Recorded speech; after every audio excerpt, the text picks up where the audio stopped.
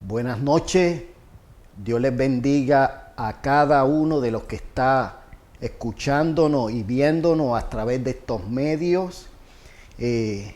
Hoy es martes 24 de noviembre, ya esta semanita estamos, ¿verdad?, celebrando el Día de Acción de Gracias, algo que para nosotros los creyentes debe ser común constantemente, darle gracias a Dios, y la Biblia especifica que le demos gracias por todas las cosas. Y es dar gracias a Dios por todas las cosas es sanador. También hemos estado durante este mes atendiendo lo que son los asuntos, ¿verdad?, de las familias, como el mes de la familia. Y se nos han estado dando estrategias de cómo manejar, ¿verdad?, a nivel matrimonial, a nivel familiar. Y la importancia de como familia en este tiempo que estamos viviendo, de mantener esa armonía en medio de estos cambios que estamos viviendo. Son cambios trascendentales los que estamos viviendo en estos tiempos que nos ha tocado vivir. Y hemos estado y retomamos, ¿verdad?, las clases o los talleres que estuvimos dando.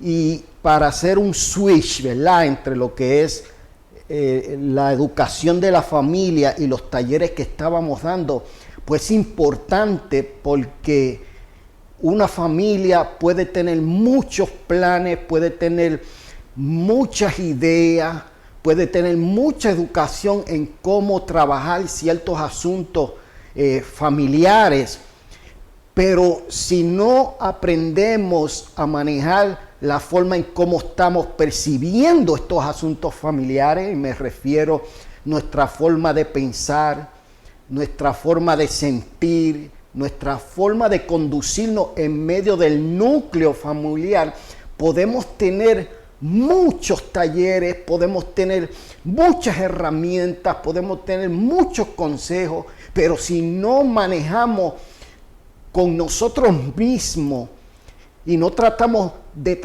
cambiar las circunstancias, porque a veces queremos cambiar las circunstancias, queremos cambiar las personas, cuando realmente lo que Dios quiere es que seamos cambiados a través de nuestras circunstancias.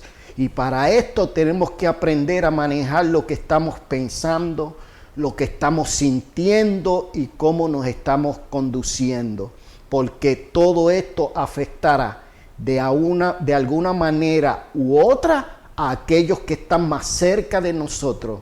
¿Quiénes son aquellos que están más cerca de nosotros? Nuestros familiares inmediatos y luego nuestros familiares, ¿verdad?, nuestra familia extendida. Y los talleres que estamos dando tienen como título, y lo pueden ver ahí en su pantalla, pensar es más importante de lo que piensa. Por lo tanto, piensa en lo que estás pensando. Y como había dicho en las otras clases, pensar es más importante de lo que piensa. Supone que todavía no tenemos toda la información que se requiere para poder comprender, ¿verdad?, cómo funcionamos, esas estructuras, ¿verdad?, que manejan a nivel, ¿verdad?, nuestro cerebro, todas estas cosas. Y por lo tanto, piensa lo que estás pensando. Supone que debemos prestar mucha atención a qué pensamientos están dando vueltas, están en nosotros constantemente dando círculos que nos mantienen sintiéndonos de cierta manera y conduciéndonos de cierta manera, donde posiblemente estamos afectando a otros y ni siquiera nos hemos dado cuenta. Muchas personas se dan cuenta a veces de cómo estamos sintiendo, cómo nos estamos conduciendo, y para nosotros es algo natural, pero posiblemente estamos afectando a algunos, ¿verdad? Y el deseo, nuestro deseo y aún más el deseo de Dios es que podamos vivir en armonía. La Biblia dice, y es uno de los mandamientos principales, Jesús dijo: ama a Dios sobre todas las cosas Y dijo, el segundo mandamiento es igual, importante, tiene grande importancia también, que es ama a tu prójimo como a ti mismo. Y yo no puedo amar a mi prójimo como a mí mismo si no tengo un manejo adecuado de lo que estoy sintiendo, de mis emociones y de mis estados de ánimo.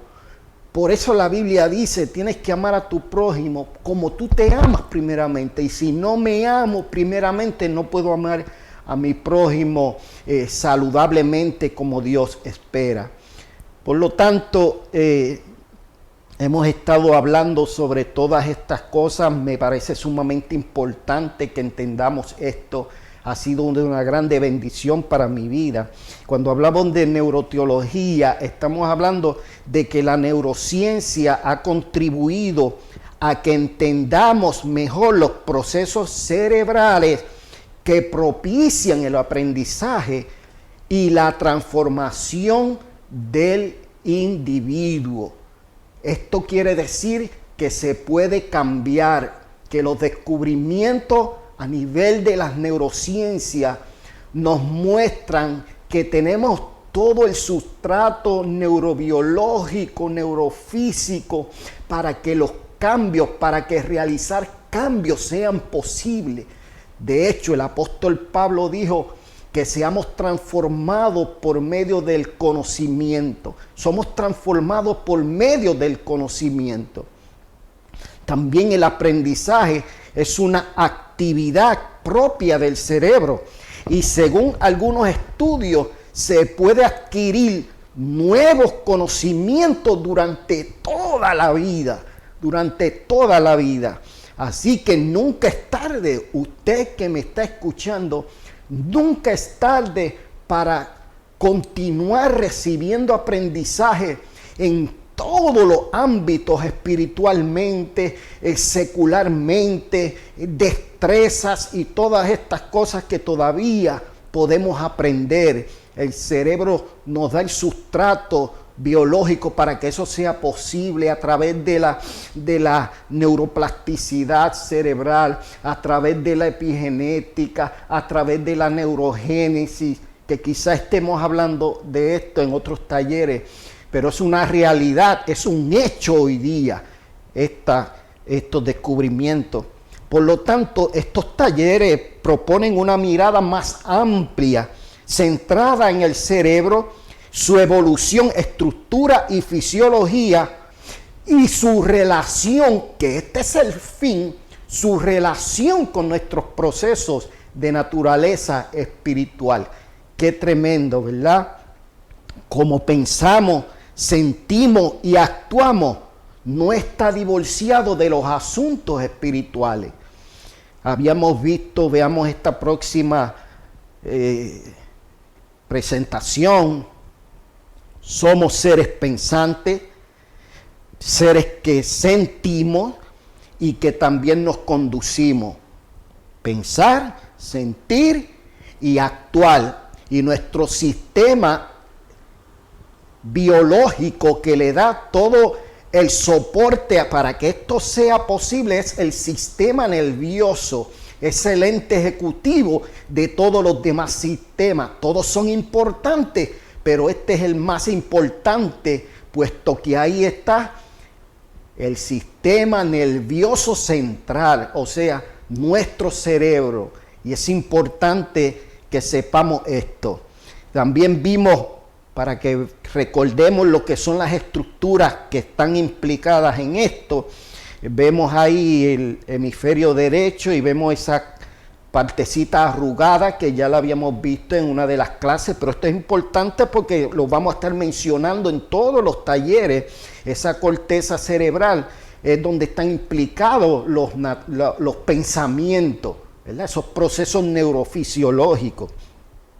Y en el fondo de nuestro cerebro, en la parte media, está entonces el sistema límbico, donde están implicados nuestros procesos emocionales, nuestros procesos de memorias, entre otras estructuras que hay ahí en esa área.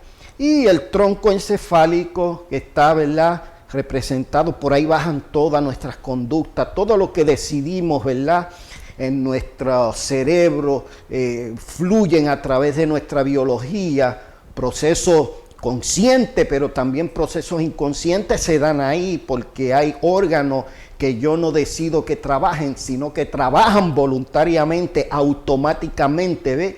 Nuestro corazón, nuestros pulmones, nuestro páncreas, nuestro hígado, nuestro sistema digestivo, todo esto trabaja perfectamente a nivel inconsciente a través del sistema vegetativo, ¿verdad? Autónomo, tiene su propia función. Podemos irnos a descansar, a dormir, y va a continuar trabajando todos estos sistemas.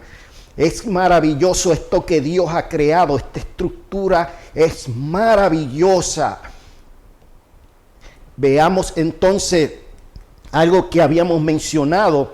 El apóstol Pablo dice en 2 de Corintios, capítulo 11, versículo 3, según la Nueva Versión Internacional: pero me temo que así como la serpiente con su astucia engañó a Eva, los pensamientos de ustedes sean desviados de un compromiso puro y sincero. ¿Qué nos dice esto? ¿Qué estuvimos viendo?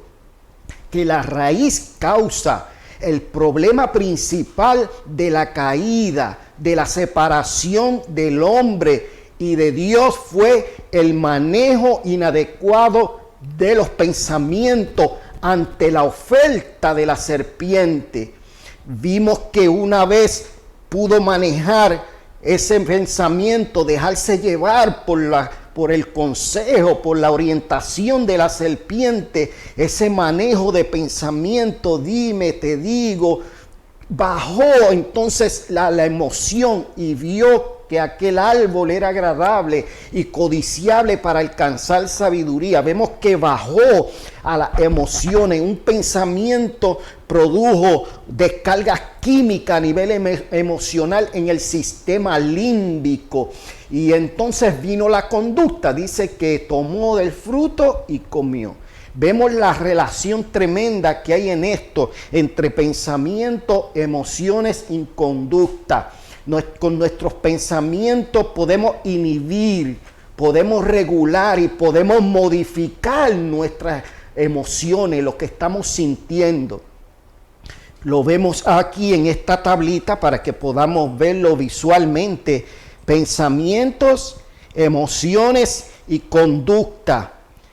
Y su relación, ¿verdad?, directa con la corteza cerebral.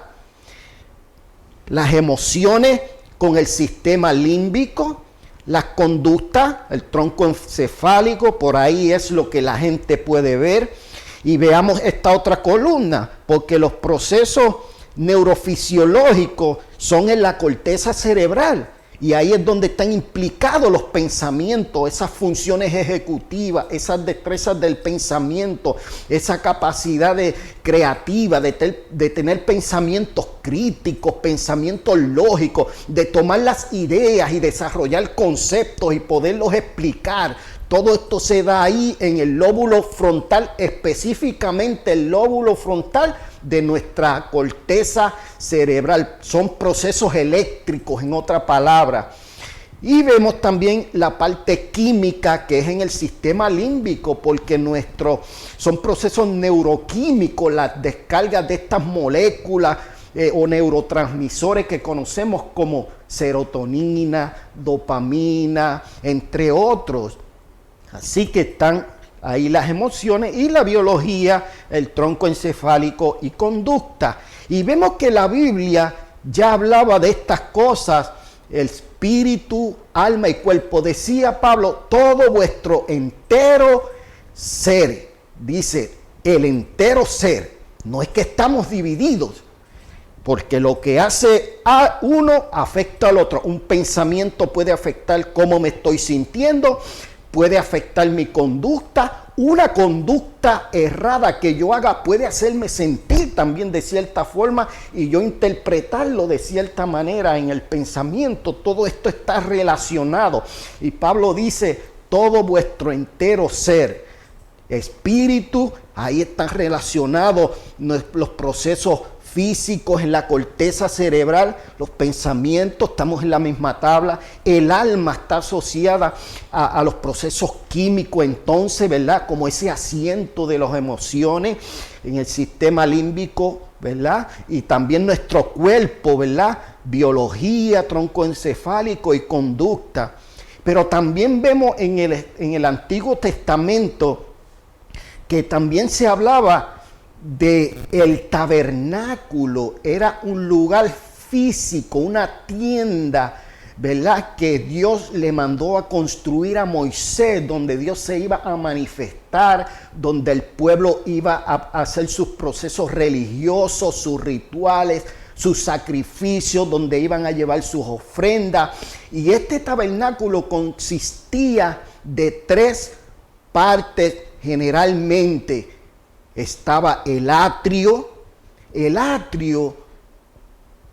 La gente, el pueblo estaba fuera del atrio. Había una verja y el pueblo desde afuera podía ver lo que ocurría en el patio, lo que ocurría en el atrio. Podían ver desde acá las conductas, lo que allí se realizaba, los sacrificios. Pero estaba la tienda dividida en 2 y luego del atrio el personal pasaba al lugar santo. Esa área se conocía el lugar santo. En la tabla está aquí en la mitad.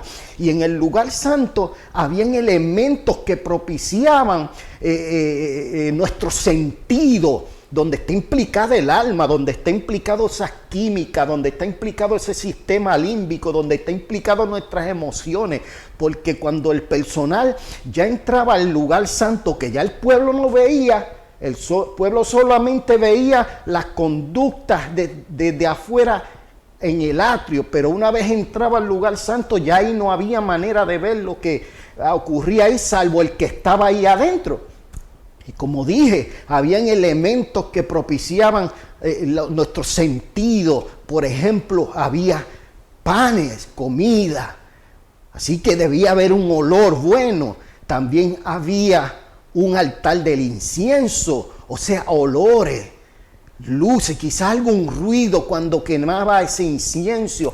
También había un candelabro, luces que tenían que estar prendidas todo el tiempo, y quizás también en la quema de ese aceite, posiblemente el elemento del sonido también.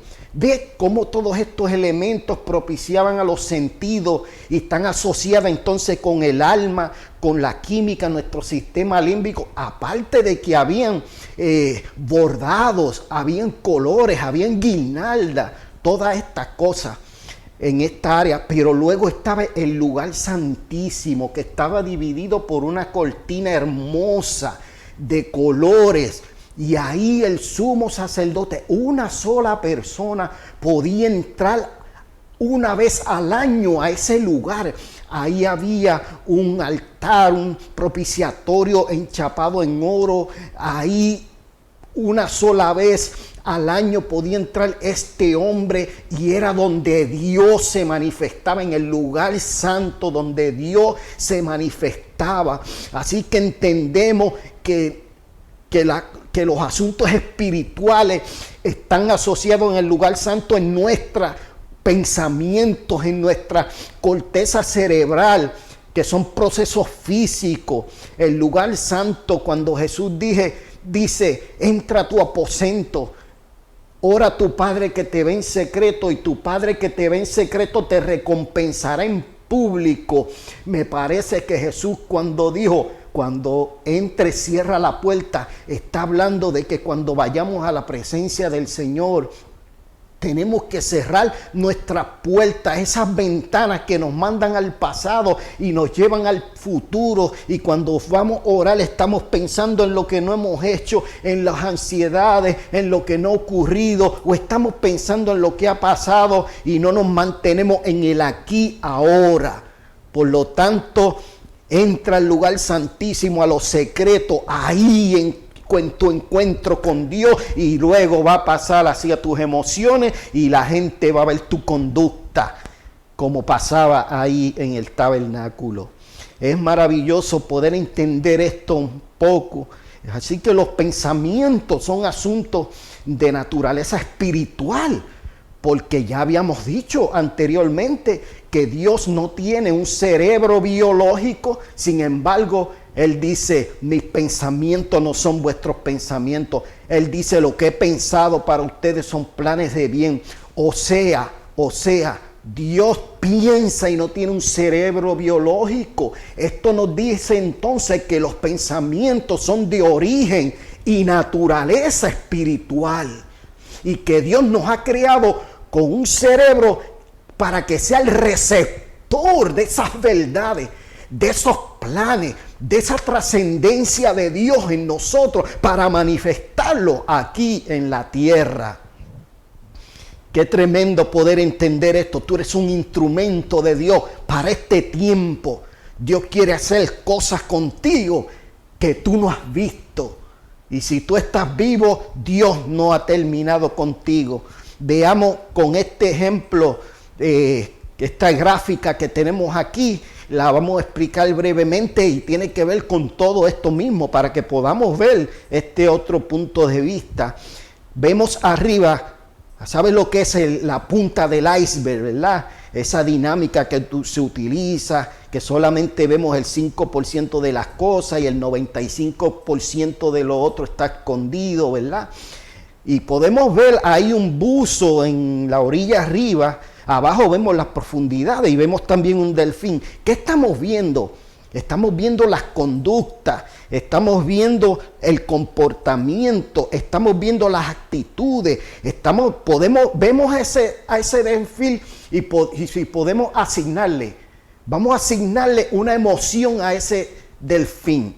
¿Qué emoción le asignaríamos? ¿Verdad? Él se ve que está alegre, está contento, ¿verdad? Entonces, ¿qué la gente ve? Las personas ven nuestra conducta, nuestro comportamiento, nuestras actitudes, y en cierta forma pueden identificar lo que estamos sintiendo, porque nuestra cara, nuestro rostro, nuestro body language dice o habla de si estamos tristes, de si estamos enojados, de que si estamos frustrados, de que si estamos preocupados. Nuestro rostro lo dice y hasta cierta forma la gente lo puede identificar, y más si esos sentimientos se han enquistado con el tiempo y se convirtieron en estados de ánimo, más todavía, porque entonces eso quiere decir que constantemente esos leves momentos de tristeza se convirtieron ahora en permanentes, lo que se conoce como estado de ánimo, y esto es estar sufriendo desagradablemente en esta.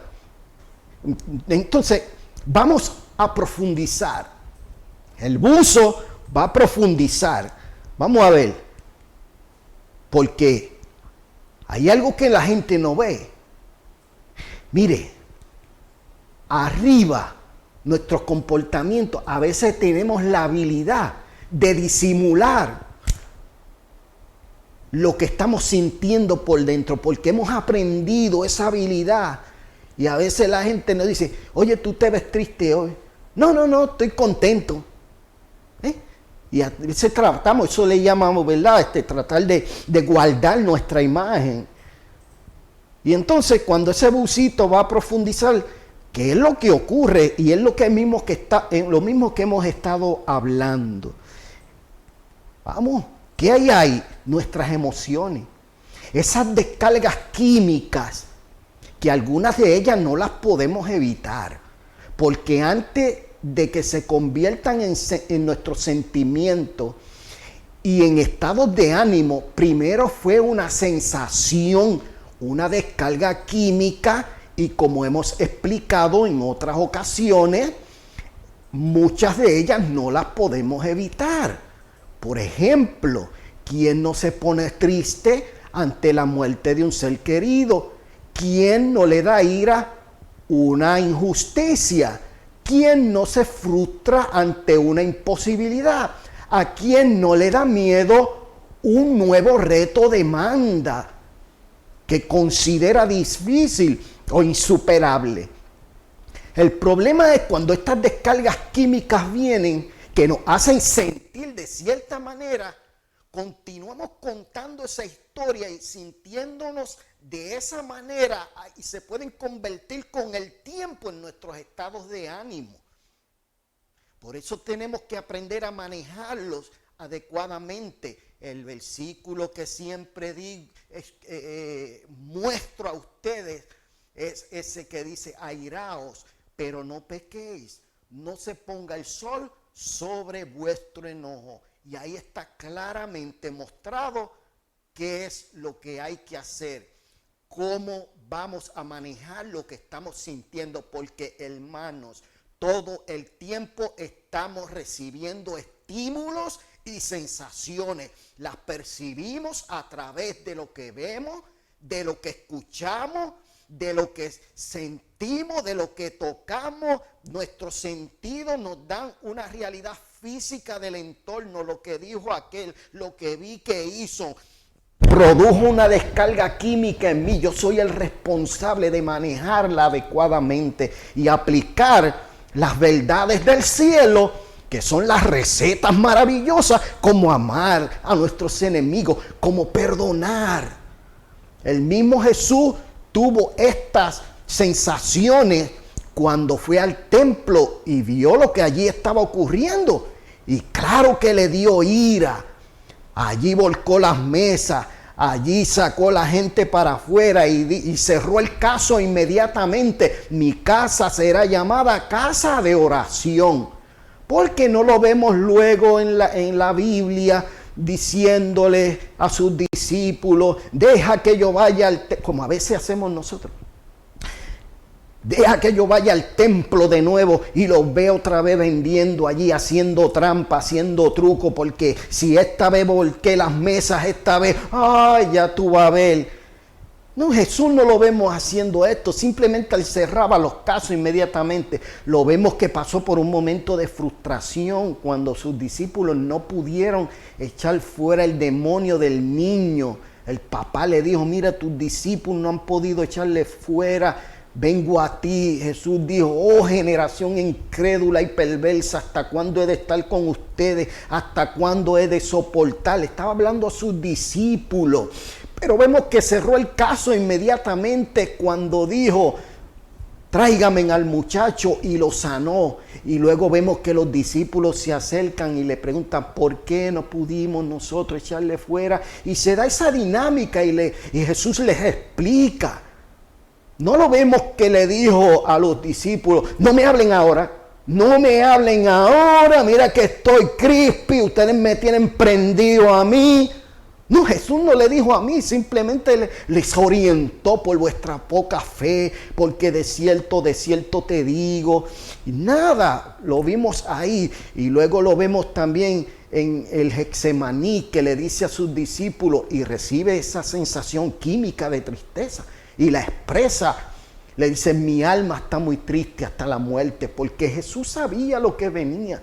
Y eso también le produjo cierto temor, que consideró otra opción cuando le dice al Padre: Padre, si es posible, pasa de mí esta copa, pero que no se haga como yo quiero, sino como tú quieres. Pero Jesús cerró el caso inmediatamente cuando dijo: levantemos, vamos de aquí, que se acerca el que me entrega. O sea, el que lo iba a traicionar. El que lo iba a traicionar, uno de los suyos lo iba a traicionar. Jesús lo sabía. Qué doloroso tiene que haber sido esta experiencia. Sin embargo, Jesús fue a la cruz y desde allí todos los que le habían abandonado, a todos los que le estaban sacrificando aquí, todos aquellos que sabían lo que estaban haciendo allí, burlándose de él, azotándole, clavándole sus manos, poniéndole corona de espinas y tantas atrocidades, desde allí, desde la cruz, dijo: Padre, perdónalos porque no sabe lo que hacen. Yo lo he dicho en otras ocasiones, qué tremenda esta decisión, porque Jesús sabía lo que estaba haciendo. Jesús sabía lo que ellos estaban haciendo y Jesús sabía lo que ellos le estaban haciendo a él. Lo estaban matando, le estaban haciendo daño. Sin embargo, Jesús dice, perdónalos porque no saben lo que hacen. Porque Jesús estaba viendo que ellos estaban actuando desde el nivel de ceguera espiritual que tenían. El apóstol Pablo me parece que lo vio cuando dice, si hubieran sabido que estaban crucificando al Hijo de Dios, no le hubieran sacrificado. De hecho, Jesús habló de guías que son a unos ciegos que guían a otros ciegos. Y si un ciego guía a otro, ambos caerán al hoyo. Estamos hablando entonces de ceguera espiritual. Hermano, tienes que ver esto desde el punto de vista que Jesús lo está viendo. Las personas que hacen daño, si tú eres hijo de Dios, las personas que te están haciendo daño, lo están haciendo desde el nivel de ceguera que tienen. No saben quién tú eres en Cristo, que tú eres hijo, que tú eres de mucho valor, que tú eres importante para Dios. ¡Qué tremendo! Vemos también que el buzo sigue bajando porque nos estamos sintiendo de cierta manera a causa de lo que estamos pensando. Nuestros pensamientos generan descargas químicas y nuestras emociones, sentimientos que se pueden convertir en estados de ánimo y la gente va a ver nuestras conductas, nuestros comportamientos, nuestras actitudes. Estas clases están orientadas al sujeto, a nosotros, no al objeto. Debemos de cambiar nuestras oraciones. Señor, cambia esta circunstancia. Señor, cambia aquello. No, vamos a orarle al Señor. Señor, cámbiame a mí a través de estas circunstancias. Que pueda creer más en ti, que pueda confiar más en ti, que pueda depender más de ti. Estamos viviendo tiempos difíciles. Cuando vemos las noticias y vemos el alza de esta pandemia, leemos las noticias, claro que asoma una descarga química y puede producir miedo. Y un día de esto vamos a estar hablando del miedo, de lo que es el miedo. Me parece que en la próxima clase, lo que es el miedo tiene dos caras. Tiene dos caras. Cuando escuchamos la palabra miedo, la asociamos regularmente con asuntos desagradables. Y aunque es cierto, tiene otra cara. El miedo que nos ha ayudado a adaptarnos y nos tiene hasta donde hemos llegado, razón por la cual todavía existimos como especie biológica y no hemos sido extinguidos todavía. Amén. Entonces, pero también lo que pensamos, lo que vemos, ¿verdad? Todas esas percepciones tienen, ¿verdad? Un elemento que tenemos guardados recuerdos. Hay recuerdo en nosotros. Alguien me puede decir algo que me hiere, y si ya hay un recuerdo de otras personas que me han herido, eso vuelve y abona y puede hacernos sentir a un nivel mucho más incómodo y desagradable. Nuestras memorias, todo pasa por nuestras memorias, Lo que pasa es que la mayoría de las cosas las olvidamos. Entonces, ¿qué recordamos? Estudios realizados nos muestran que que nuestros recuerdos más fuertes han sido el producto de impactos emocionales. O sea, de experiencia con un alto sentido de experiencia emocional, se graban en nuestras memorias a tal nivel que se usa mucho este ejemplo, que lo he dicho en otras ocasiones, lo que es dónde estabas en el 911, en el 911, esa experiencia de las Torres Gemelas. Y la mayoría de los que tenemos cierta edad podemos recordar ese momento, dónde estábamos, qué estábamos haciendo. Podemos recordar bien claramente y perfectamente todo ese momento, que ya van aproximadamente 20 años. y aún lo recordamos porque fue una experiencia de un alto impacto emocional. Pero si le pregunto qué usted hacía 2 días antes de ese evento o 2 días después, posiblemente no se recuerda, porque fueron experiencias de poco impacto emocional. ¿Qué ocurre entonces?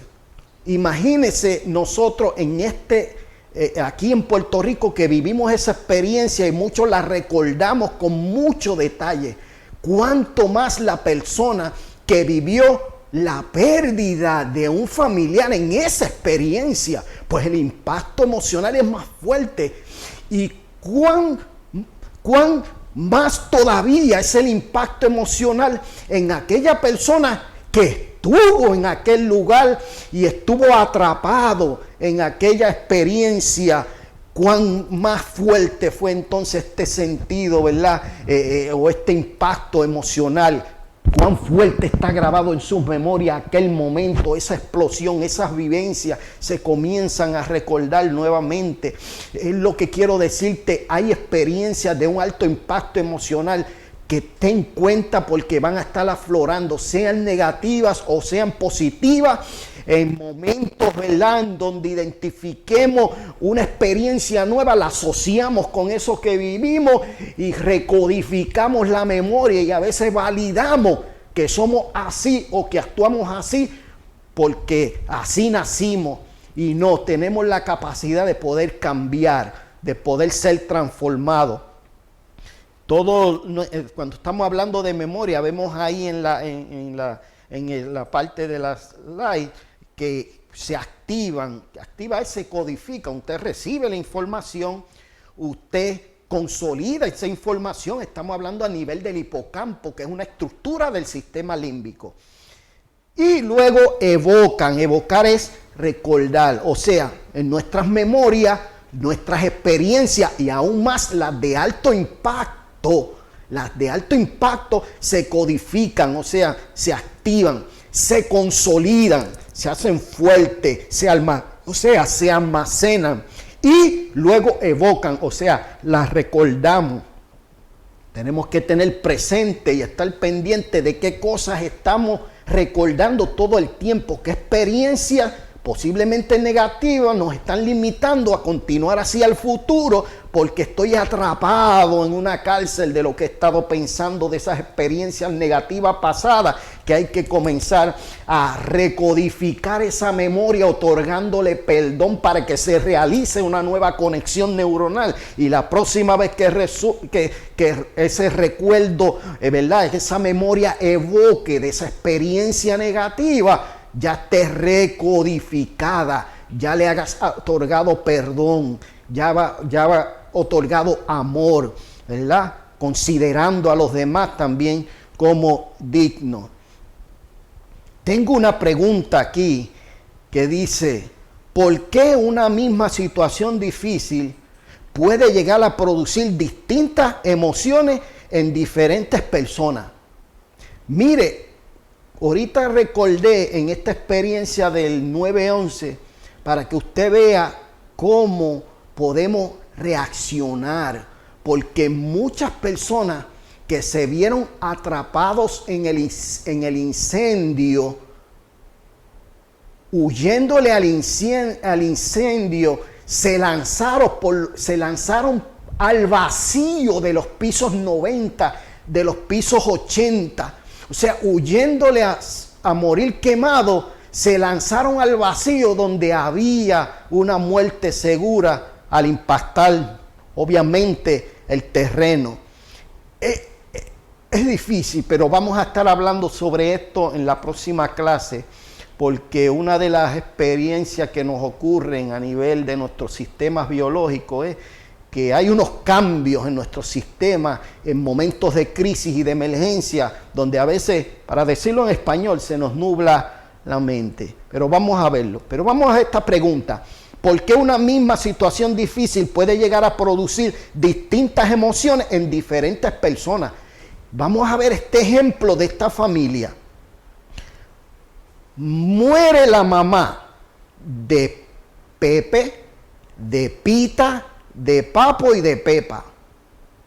muere mamá, tiene 4 hijos, Pepe, Pita, Pepa y Papo. Y mire cómo este evento, ¿verdad? Por demás decir triste, Pepe se siente consolado, seguro, está triste, claro, pero dentro de su tristeza se siente consolado, se siente seguridad, siente esperanza de que va a volver a ver a su mamá porque él también es creyente. Sin embargo, mire cómo Pepa se siente. La tristeza la está consumiendo, la angustia y la depresión. La estaba cuidando, se sacrificó durante tantos años de su mamá en cama y fue la hija que más estuvo ahí pendiente. Sin embargo, ese apego ahora, ese apego que había a la falta de él, comienza y se hunde en una tristeza, en una angustia y una depresión. Pero también vemos a Pita que se siente culpable, siente vergüenza, siente condenación. ¿Por qué? Porque su mamá murió y llevaba años sin hablarle. Fue una hija rebelde, insultó a su mamá, insultaba a su mamá, le dio muchos problemas y ahora muere su mamá. Y muchas veces sentía una vocecita que le decía, llámala, y nunca la llamó. Y ahora se entera de la muerte de su mamá y siente culpa, siente vergüenza, siente condenación. Y por otro lado, Papo está molesto. Papo tiene ira, Papo tiene enojo, Papo tiene coraje. Le dijo a Dios, ¿por qué te la llevaste? ¿Por qué permitiste que sufriera tanto tiempo? Debiste dejarla con nosotros. Mire cómo cada uno de sus hijos, el mismo evento, la muerte de su mamá, 4 individuos, 4 hijos de la misma madre pueden sentirse de manera diferente ante el mismo evento. Y así somos, hermanos. Aún en nuestras familias somos diferentes. Podemos interpretar las cosas dependiendo de nuestra vida, de nuestras experiencias, de cómo nos conducimos, de cómo nos estábamos sintiendo y creamos nuestra formación, nuestra propia cultura y todo lo filtramos a través de ella. Y debemos estar bien pendientes y autoconscientes de cómo estamos funcionando en la vida, cómo nos estamos expresando para poder hacer los cambios que son posibles hacerlos. Son posibles realizarlos. Con esto ahora estamos terminando. Cuando estamos hablando del lóbulo frontal, estamos hablando de funciones ejecutivas. Mire algunas de ellas para que usted sepa cuando yo le menciono lo que son las destrezas del pensamiento, que son facultades que le añaden utilidad trascendental a las destrezas del pensamiento. DDP, destrezas del pensamiento. O sea, son facultades que tenemos por la acción de pensar, por ser personas y seres pensantes, es que usted puede razonar. Vamos a verlo.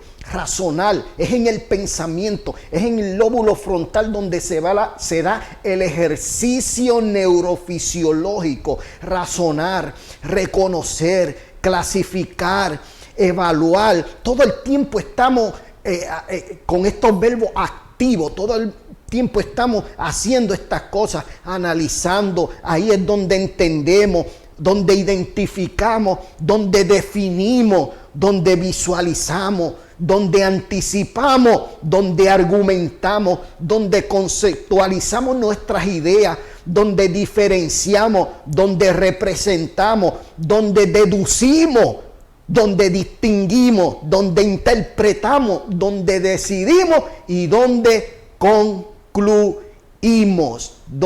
concluimos, decidimos y concluimos. Hacemos toda esta serie de destrezas basadas en la forma en cómo estamos pensando.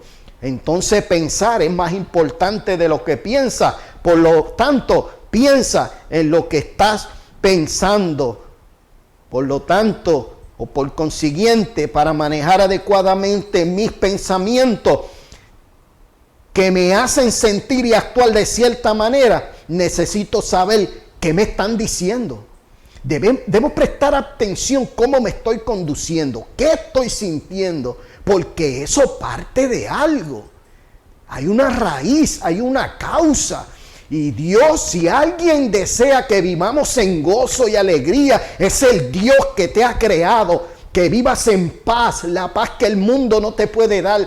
El gozo del Espíritu que es fruto de Él. Eso es lo que Dios quiere depositar y que vivamos a ese nivel. No podemos vivir una vida abundante en problemas, sintiéndonos de cierta manera. Y no estoy negando las realidades de la vida. El mismo Jesús dijo, en el mundo tendréis aflicción, pero confía, yo he vencido al mundo. Confía. Si estás viviendo un momento difícil, confía en el Señor, porque entonces se va a activar la paz de Él en tu interior. Se va a activar el gozo de Él en tu interior, que te va a producir el Espíritu Santo. Habíamos visto esta presentación, ¿verdad? Para manejar adecuadamente mis pensamientos que me hacen sentir y actuar de cierta manera, necesito saber qué me están diciendo, consciente o inconscientemente, porque ya está almacenado en la memoria una experiencia que me dice: tú eres un fracasado porque fracasé muchas veces, pero necesita identificarlo para poder trabajarlo, y lo vamos a ver. ¿Está diciendo que eres un triunfador o está diciendo que eres un fracasado? Pues hay que entender, hay que identificar primeramente estos pensamientos, identificarlos, comprenderlo, aceptarlo y para poder cambiarlo. No es posible cambiar algo que no he aceptado. No es posible cambiar algo que no he comprendido. No es posible identificar algo, cambiar algo que no he identificado. Así que perdonar es una de las llaves o de las recetas del cielo para que puedas continuar esta vida abundante sobre la faz de esta tierra. Así que te bendigo en esta noche. Gracias por prestarme tu atención. No te despegues el próximo martes para que podamos entrar a lo que es estas emociones, ¿verdad? Lo que es el miedo y el temor, y ver la relación que existe. Amén. Dios te bendiga. Gracias.